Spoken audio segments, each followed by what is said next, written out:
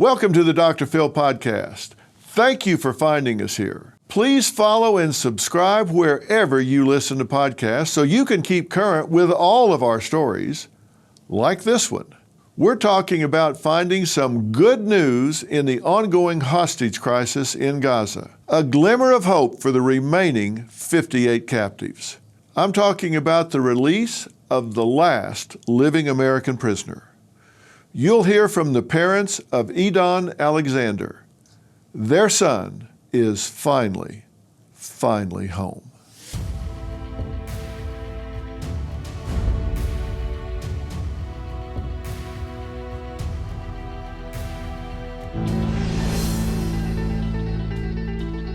For more than 500 days, their son, a 19-year-old American Israeli, was held hostage by Hamas. For more than 500 days, they did not know if he was dead or alive. Tonight, you'll hear from the parents of Edan Alexander. 1 week ago, their son was freed. What did he endure? What have they endured? And what does this moment mean, not just for them, but for every family still waiting? It's a story of terror, of resilience, and of faith in family, in country, and in humanity. You're about to witness a conversation that speaks to the heart of every parent. What would you do if your child was taken, and no one could tell you when or if you would ever see him again? Welcome, Yael and Ade. Good morning, and I want to just jump right in here. And Yael and Adi, thank you so much for joining me this morning. I see smiles on both of your faces, and you certainly see one on mine. I'm so glad that we're here talking about this great time when you have Edan back in your arms. You can put your hands on him, you can look him in the eye. Tell me how you're feeling at this point. We feel unbelievable. It's really out-of-body experience, to see our son for the first time after so long, 584 days, and he looked okay. He was like the same tall, beautiful kid, even next to the captors. That surprised me, really. He looked a little bit serious on the first picture, pale, but he was the same person, absolutely the same. Yeah, Mom, how about you?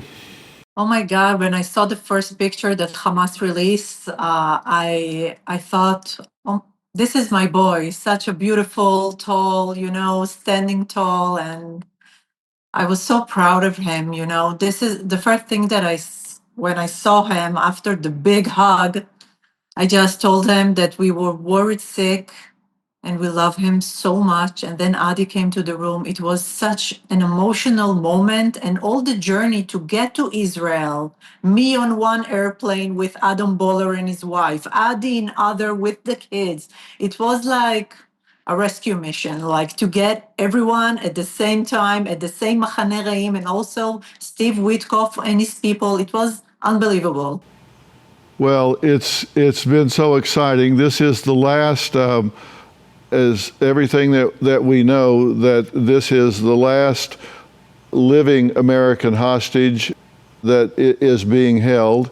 And for anyone that doesn't know, Edan was released by Hamas 1 week ago today after being held for 584 days. That's 19 months. And I know this had to be just a living hell for you. He had 2 birthdays while he was in captivity. What were the first things that you said to him and he said to you when you made eye contact and got back together? What were the first words that you said to each other? We saw him actually speaking to his brother, because his brother was a little kid, when he left, and he was now he's 5'7", which is not far away from Edan. Edan is 6 foot tall, 6+. He was amazed how tall this guy is, his little brother, and he saw his little sister, and they're very close, almost like twins. So he missed us so much. I was just happy to see him hugging his siblings. I was happy for my wife to get him back, for my kids to get him back. I was like a little bit shocked, you know. I couldn't cry even.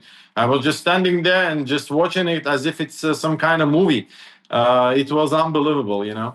Yeah, well, that's one of the shock effects that take, that you go into. Yeah. Everything is coming so fast, and it is like you're watching a movie oftentimes, and it takes a while to soak in that it's actually happening, because I know you were so wanting information day to day, and none was coming through. It's such a maternal thing. Mom, when you had your arms around him the first time, what did he say to you? What were the first things that he said to you when he was back in your arms? We were just crying, to tell you the truth. After I bumped into him, like I came in full power, we almost fell. Like you can see, Dan is trying to get balance for a second, because he was very weak. He was exhausted. When Hamas told him that he will be released on Sunday night, Israel time, he couldn't sleep. He was so like the adrenaline start working, and he was so like very pumped. So he told us he was very exhausted, very weak. He almost couldn't stand when they took him out from the car. But I was just crying hysterically. Told them that we missed him. We were worried sick. And then Adi came to the room. Right.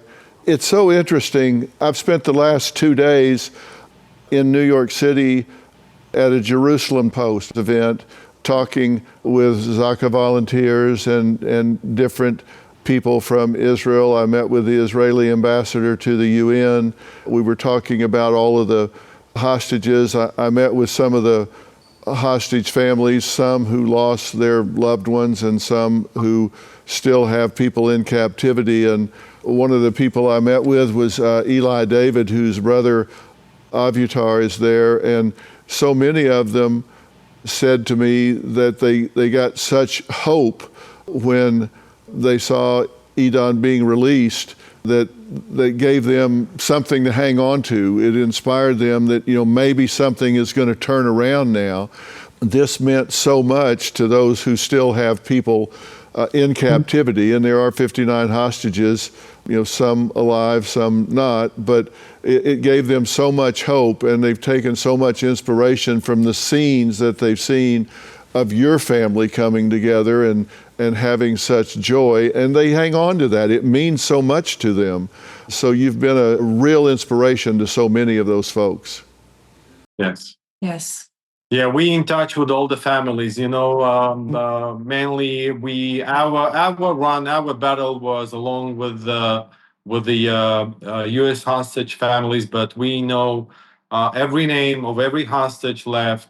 We have 58 hostages, 20 believed to be alive, and 38 are not longer with us. But the fight is not over. I wish for other families to have the same experience, truly out-of-body experience like we experienced it, and just to pass it the finish line. And hopefully Dan's release will be a trigger for more to come, and more negotiations and the ceasefire and the release. Amen for that.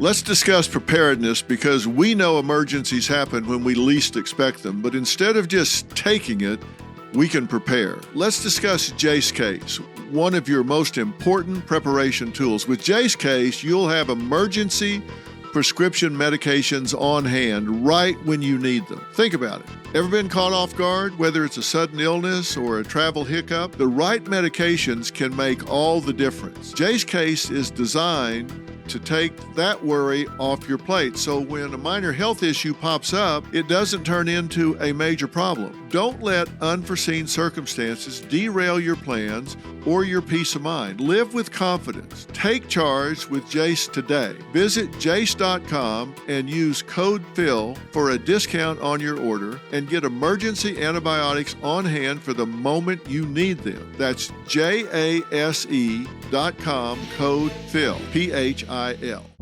Hey, Dr. Phil here. Your savings are at risk. With the economy on shaky ground, the dollar losing value, and a $2 trillion deficit, things could spiral. Don't wait for the worst. Take control of your financial future now. I trust Preserve Gold to safeguard my accounts, and I urge you to do the same. They're the only precious metals company I recommend. What are you going to do to protect what's yours? Claim your special offer and learn how to reinforce your financial future. Visit drphilgold.com to get your free precious metals guide from Preserve Gold. With gold prices recently breaking records and analysts predicting this trend to continue through 2025, you cannot afford to wait. As a bonus, you can get up to $15,000 with a qualified purchase from Preserve Gold. So don't wait. Visit drphilgold.com today. Do you believe that President Trump taking a strong stand here had a big influence on your son's release? Let me just put something really nice for the audience. So Edan, after the President Trump was reelected, actually he saw that video, he saw that picture. So the Hamas showed Edan this picture. That was even before the President Trump was reelected. He saw that picture. He was part of the Republican club in the high school, which is a really funny thing. And he saw that picture.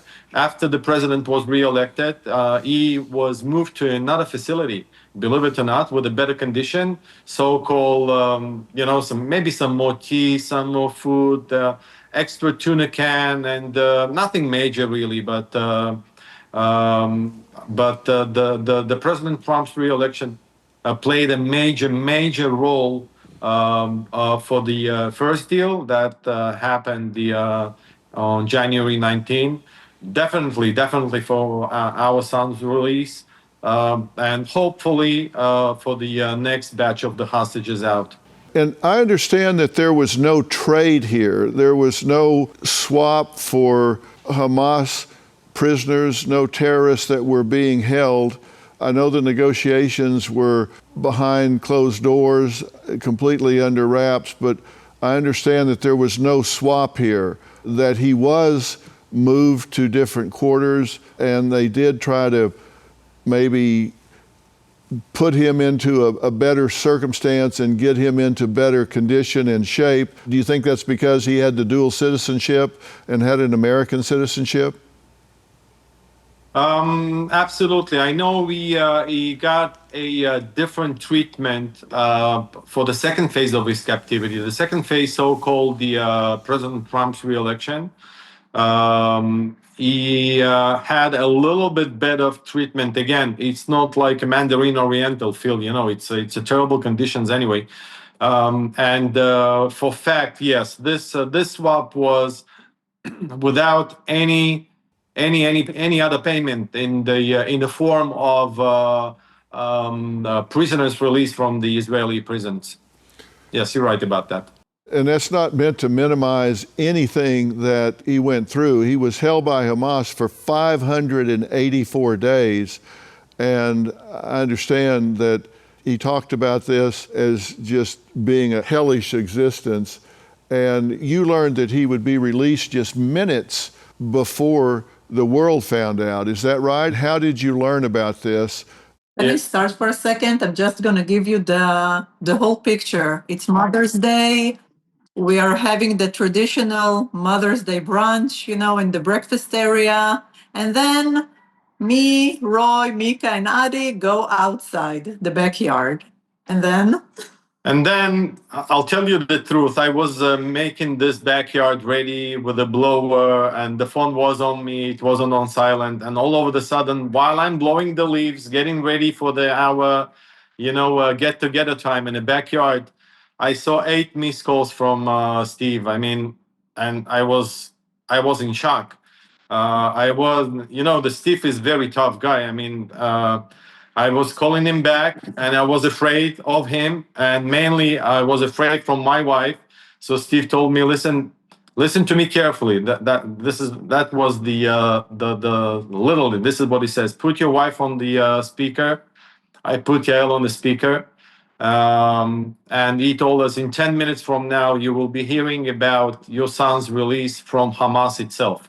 They will put the statement out, open the TV now, and that's it. This is what happened. We opened the one of the channels that are covering this like 24/7, and this is and the actually the statement came. This announcement came, and we were screaming like crazy, looking for the next flight, commercial, private. It was hectic. I mean, and the hours after we all were in two different airports. Yael, she flew from the New York airport. We went to flight from JFK in the middle of the night. It felt like a rescue mission. Unbelievable job. That is so great to hear. Thank you for taking us through that moment. So you go and get her, put her on speaker, and you hear this, and it's very direct. He's hurrying up because you've got to hear this on the television. When you heard it, you had to have imagined this 1,000,000 times. Did it live up to what you imagined? It was better, because it was also Mother's Day and I was so down, I don't have a joy, nothing. Like I was sad. And suddenly, Mr. Witkoff is telling me, Yael, it's the best gift for Mother's Day, right? And then I start crying, like hysterically, and we were yelling. And it was one of the best moments. The best moment that it done return, but this was also like very wow. What a Mother's Day gift to get. What could be better? It was unbelievable. And you know what? We didn't know. Like, we didn't know that they are so close. We didn't know nothing. It was like a regular day, for Yeah. us as a family, all together. Now we knew that something is in so-called production, but we heard of it for a past year and a half. If you remember, it was a November 2023 release, and we were hopeful that everybody will be out and the ceasefire collapsed, and then it was the first phase. And the first phase collapsed. Nobody moved to the second phase, really. The second phase, as it is dead completely.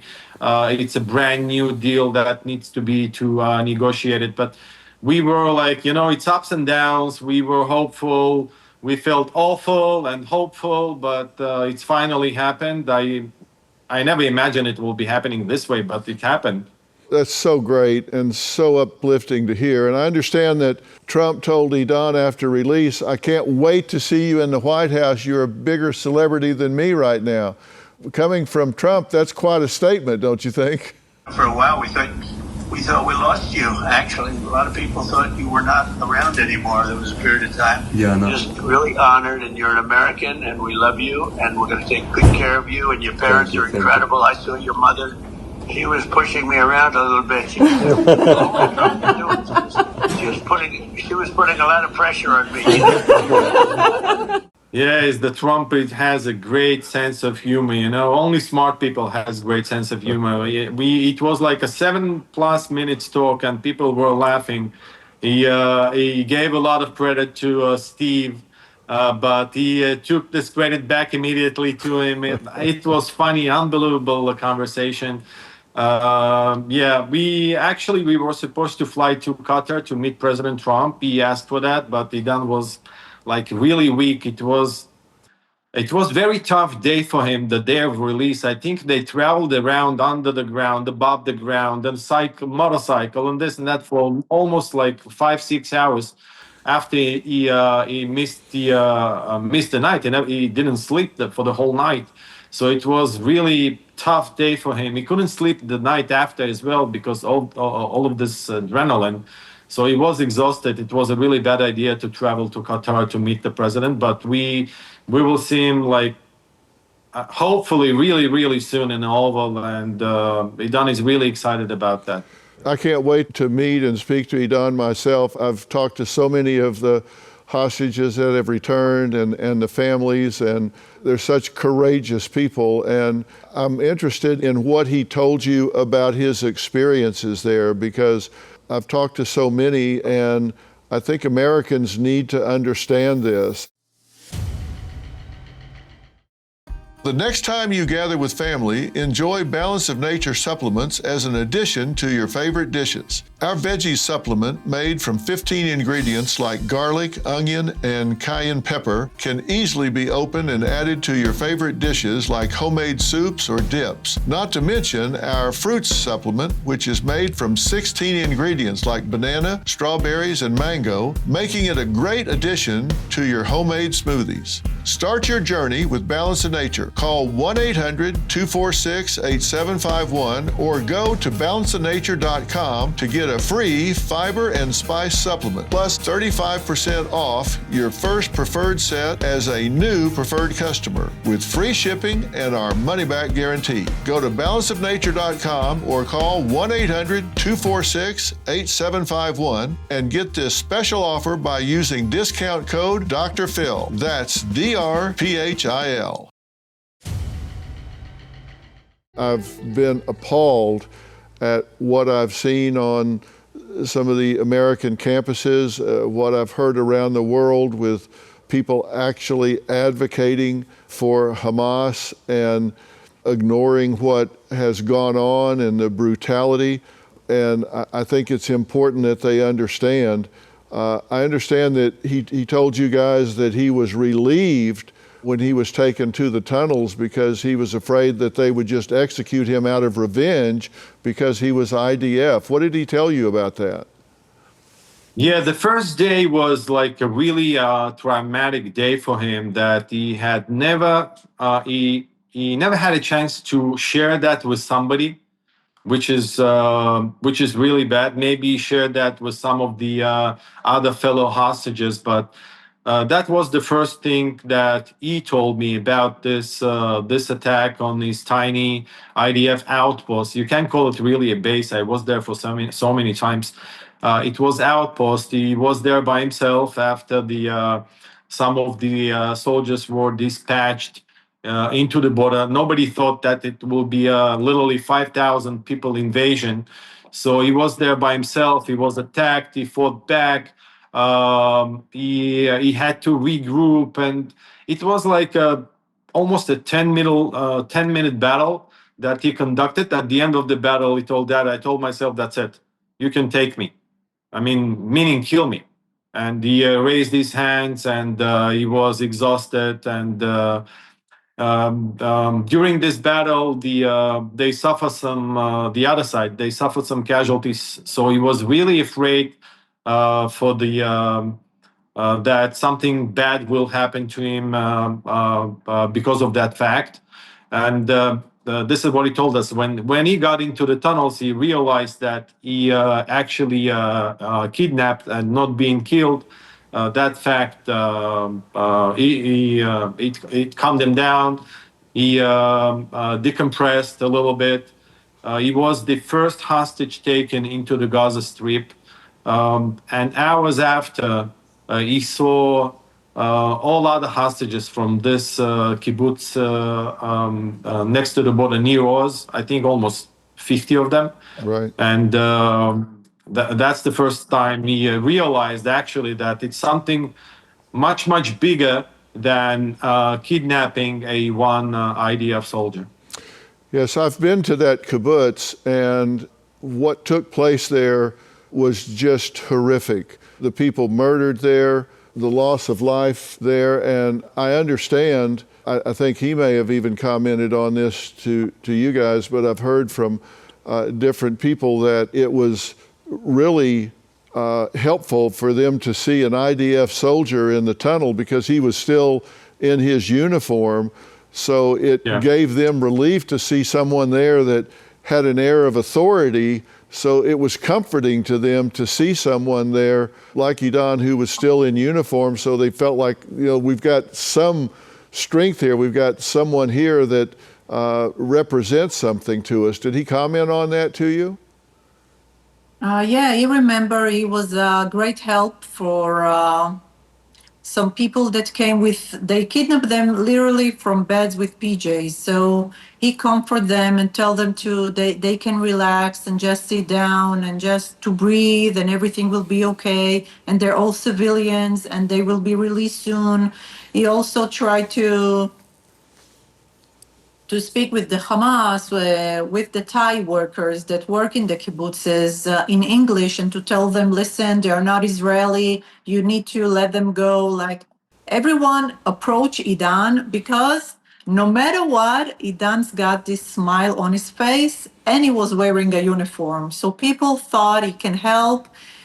And it was beautiful stories from people that got released on November 2023 deal, and to hear it from them about my boy, because we didn't knew nothing. We didn't have sign of life then. We didn't saw nothing of him. So it was a blessing for us. Yeah. Now, while he was there, I understand that he experienced, bug bites and beatings and long periods with a bag over his head, isolation. At one point, a tunnel collapsed and injured his shoulder. He was locked in a cage, hands and feet shackled. How did he describe that to you as his parents, and what was his strategy for coping with that? He talks a lot, but we don't push for more information. If we want to say something, he will say something, and we just went on a night drive yesterday, in in a city a little bit outside the city, putting some music, and he talks a lot. But again, the first phase of this captivity, the first year, was a really tough one. It was a really tough one, especially for first 2 weeks, with all the questioning and interrogations and the sack on the head. And but I think everyone went through that, especially the hostages, and it was really tough to hear. I mean, unbelievable tough period of time. How much weight did he lose? At some point, so he's a 6 foot, I would say, at the bottom, at the lowest, he was 130 pounds. Wow. Now, which is really low. Yeah, that's 44 now, pounds, right? He lost over 40 pounds during that time. So yeah, he lost almost 40 pounds. I think he weighs now. We were released from the hospital on Friday afternoon. I think he's right now he's 150 pounds. Still missing 20 pounds or so, but I mean, he feels good. He needs to conduct some physical therapy, maybe some gym, but it's all in the process. I mean, I think he's on the right path. Yes. did he say how many times he had been moved while he was there? Numerous times. For the first period of captivity, for the first year, he was moved numerous times. They moved them from the tunnels to the apartments, from the apartments back into the tunnels, from the tunnels to the tents, from the tents to the mosque, from the mosque to the... It's unbelievable. Even in the underneath the schools, and it was a very dark period of time. It was really tough to hear, Phil. Yeah. It's really tough to hear. Well, I understand at one point he was actually smuggled in a donkey cart with a terrorist disguised as a woman. Did he talk about that? Yeah, he talked about it, but the funny thing about the donkey thing, they left the one particular town in a very in some residential area in the middle of the market street, and all of a sudden you see the cart with a donkey in front of it, and actually he had to lead the donkey.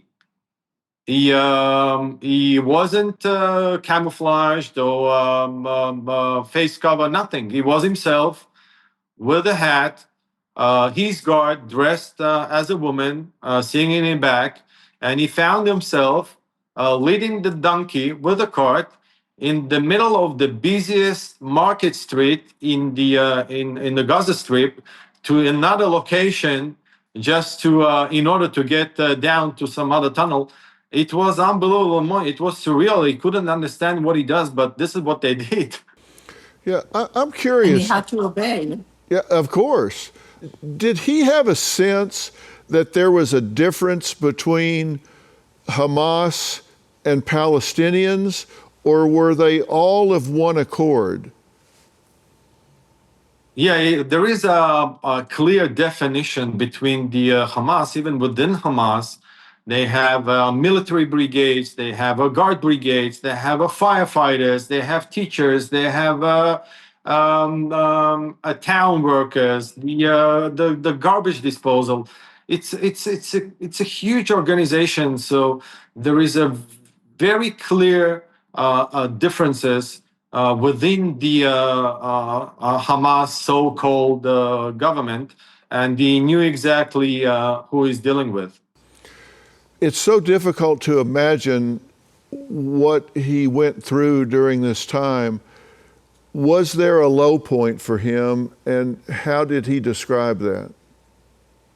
I think his low point was when he was sitting in a really, really narrow tunnel, very dark, very moldy, no air.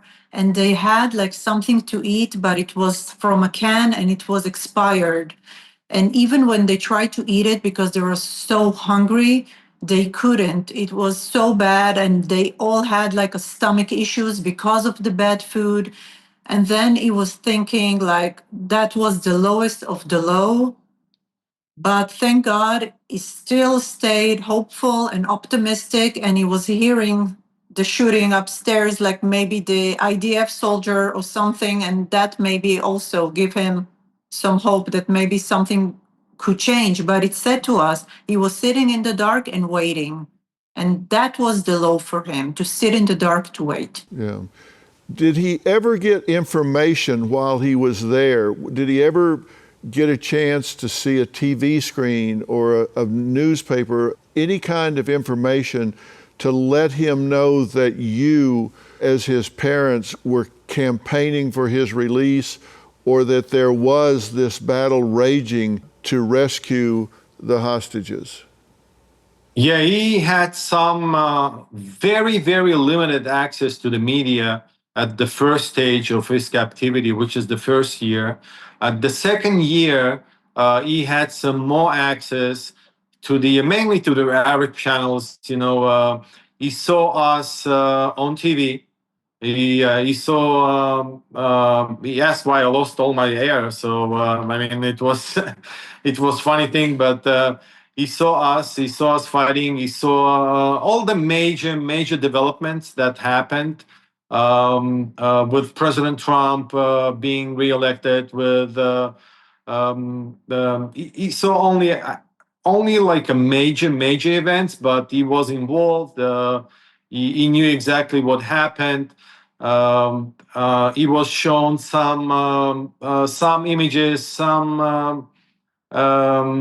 most of it propaganda, but some of it was helpful. But yeah, he was involved. He had some knowledge of what is exactly happening above his head. Yeah. He actually saw you on the anniversary of his abduction. He saw you meeting with Trump on that day, correct? Yeah. Somebody showing that image. I mean, it was unbelievable. When he went up to catch up a little bit with his phone and some Instagram, he saw that image and he showing us. I mean, I saw that. I saw you guys in Queens with President Trump, with Ben Shapiro. He asked to speak with Ben. He's a huge fan of Ben. It was unbelievable to hear. So rewarding, that when you run around like crazy, knocking on every door, and your son is seeing you actually, and you're getting this sense from him that he was involved, he saw us, and he appreciate our job, our work. It's very rewarding. Yeah, and it's great to know, even after the fact, that there was this connection where you were seeing some footage of him, some proof of life. as little as it was, but you were seeing proof of life of him, and he was seeing that you were out there working and campaigning for him. That had to be so uplifting to him. I'm curious what he said to you about that. What he told us, first of all, for us, when the first movie, the first video of him was released, he told us that he tried to make this as best as he could for us to see. Okay, when he talked directly to us, it was two parts, one in Hebrew and this in English, and then in Hebrew again. So he tried to do his best to speak to us, that he prays that the nightmare will be over, and he thinks about his brother Roy and Mika and grandma and grandpa. So he did like a special effort only for us, and he told us that. And but we went in the dark. We never thought in a million years that the hostages will be exposed to some kind of media, radio, and the satellite TV or stuff like that. We never thought in a million years. We just went on a autopilot, every day, putting the T-shirt and just the business as normal, looking for hostages. We never thought in a million years that we will be seen by him in those tunnels. Yeah. Tell me this, and I know there's so much joy with him being home, and you celebrate that, but as his parents, how has this changed him? Because you can't go through what he's been through and it not change who you are. And I know this will go on a to-do list, and he will fight to get back to who he is, but how has this changed him mentally, emotionally, psychologically? How has this altered him?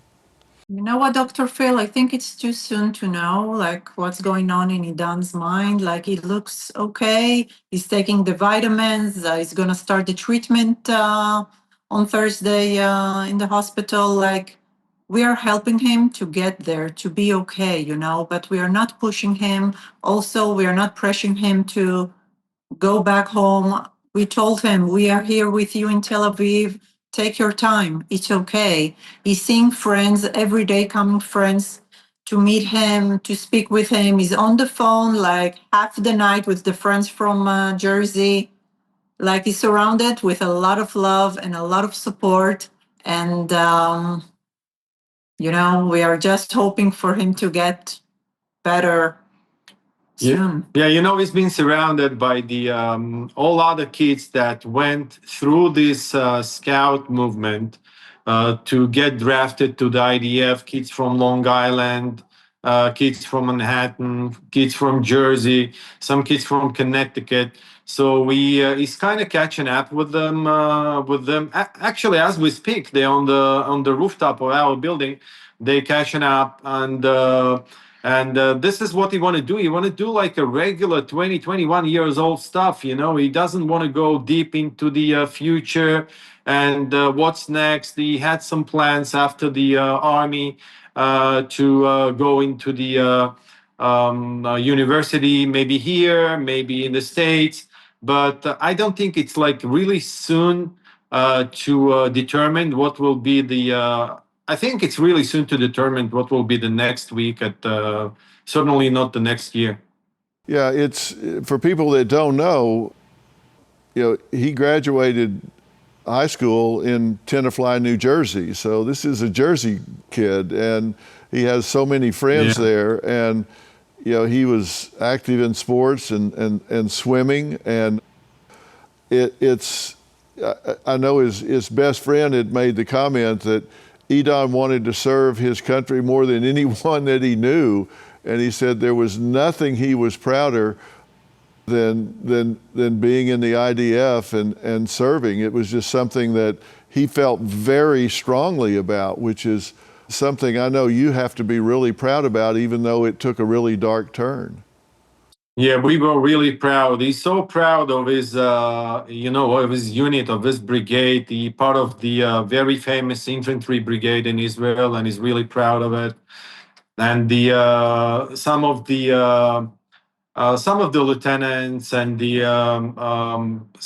some of the like officers from this brigade, top rank officers. These are the only ones that actually he wanted to see, and they came yesterday. They sat for 2 hours catching up about what happened in Gaza, what happened in Lebanon, and who was the friends who were released, who went up a little bit in ranks. They talked for hours. It was unbelievable to see. That was the best therapy for him, even better than all this psychologist and the mental evaluations and all other stuff that he does. It was a great, great moment for him.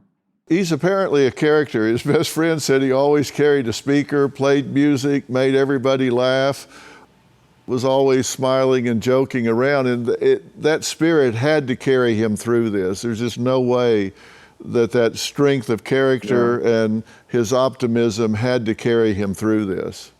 Yes, definitely. He was hosting a lot of pre-game in our house. His friends always were welcome to come in. He's a fun guy, Dan. Very fun. Yeah, his best friend also heard that he told you, Mom, jokes when he got back, and that didn't surprise anybody. No, I didn't know.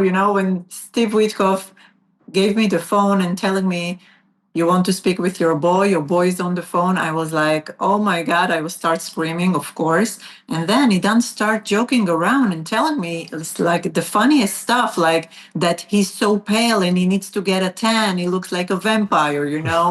And then he asking me about his dead hair, like what's going on with Dad's hair. You guys have made it very clear that as thrilled as you are and as celebratory as this is, that this isn't just about your family, that now a new set of negotiations will begin, and you are as committed to bringing all of the remaining hostages home today as you were when your son was one of them. And I want you guys to talk about that, because this isn't like, okay, we got our son back, so that's done.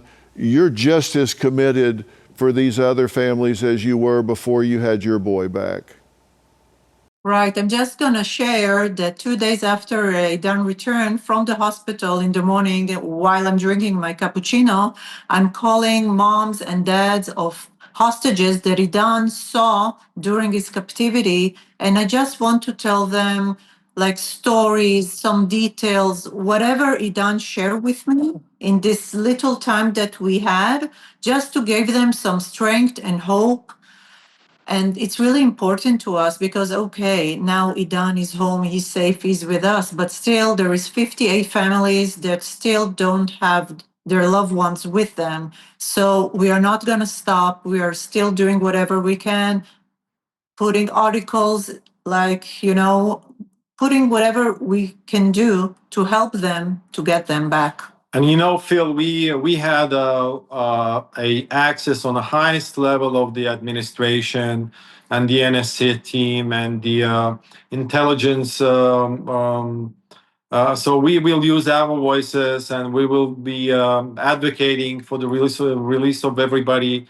The job is not done, and we will keep this fight. Well, listen, I know that you will, and anything that you guys have learned and will learn from Edan, if you share that with us, we'll make sure that it gets out there. And I'll be with President Trump tomorrow if our schedules hold.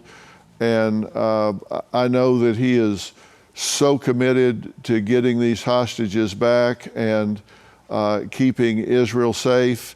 And as I say, I was with the Israeli ambassador yesterday, the ambassador to the UN, and Danny Dannon, and I can tell you he is so committed to the elimination of Hamas, but the number one priority is getting these hostages back, alive or dead, getting these hostages back for these families. And he's just laser focused on that. And we want to help, and I know the legacy media is not real big on talking about this, and they want to talk about Palestinians. And look, nobody wants there to be loss of life on either side of this conflict. I understand that. But we've got to get these hostages back. And I want you to know that our platform here at Merit TV is your platform. And whatever we can do to get that word out, keep a bright light on this so nobody forgets about the humanity of this and those hostages. Just know we're here for you to get that word out any way we can, anytime we can. All you have to do is pick up the phone and call us, and we'll get the word out and make sure nobody forgets what's going on with these hostages. Wow. Thank you, Phil. Unbelievable. You were like a great champion of the hostages since the beginning. We knew that, and we knew that the president's commitment, his heart is in the right place. It never was a politics for him. He took this matter really, really seriously, even before he took the office. We know that Steve was relentless, and he's obsessed about bringing all the hostages back. He just traveling around like crazy, always on the airplane. So we know the commitment is there, and the intentions are there. We have to get everybody back around the bargaining table, and finally pass it over the finish line. Enough, it's enough. Well, I agree. And listen, please give my best to your son. I look forward to sitting down and talking with him. He sounds like someone that you want to know no matter what.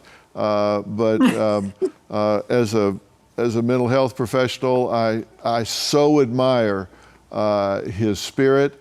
I know that he ministered so much to others while he was there. It's just obvious from others that I've talked to and things that he's sharing with you. So I look forward to sitting down and interviewing him and him using that spirit to give hope to these families and getting it through to the hostages. And I can't wait to see the president tomorrow and tell him of my conversation with you. And just let Edan know that I look forward to sitting down and having a conversation with him. And I'll be in Israel soon, and I hope we can get together and maybe break bread and have dinner and talk while I'm there. Thank you so much. Sounds amazing. Dr. Thank you for having us.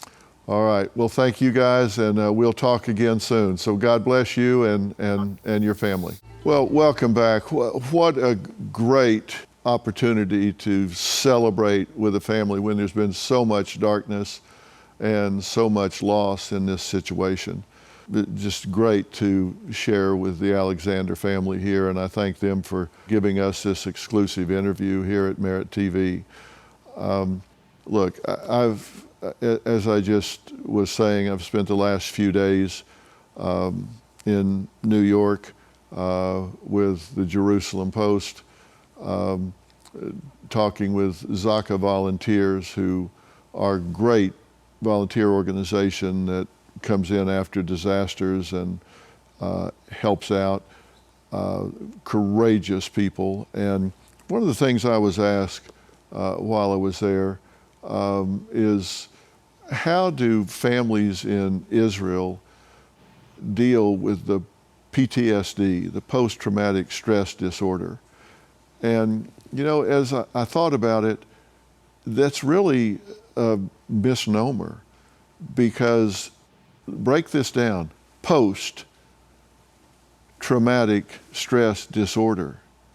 There's nothing post about the traumatic stress disorder they're dealing with. It's not post because it's ongoing. This is something they live with every single day of their life, living next door to people that philosophically, ideologically, religiously want them dead and are lobbing missiles into their country on a daily basis.